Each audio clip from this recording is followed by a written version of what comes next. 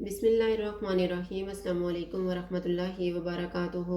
आज हम बना रहे हैं फ्रूट चाट। अगर आपको हमारी वीडियो अच्छी लगे तो लाइक करें और हमारे चैनल को सब्सक्राइब करें। तो शुरू करते हैं।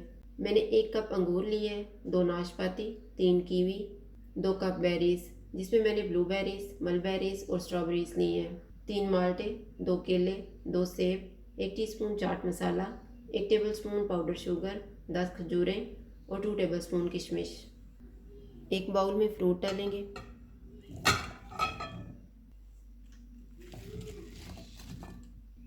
खजूरें,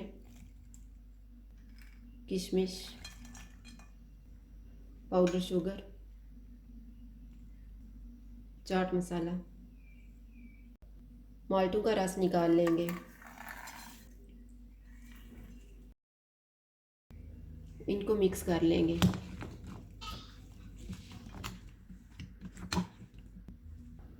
चाट को मैंने मिक्स कर दिया। अब इसको हम सर्विंग डिश में डाल लेते हैं।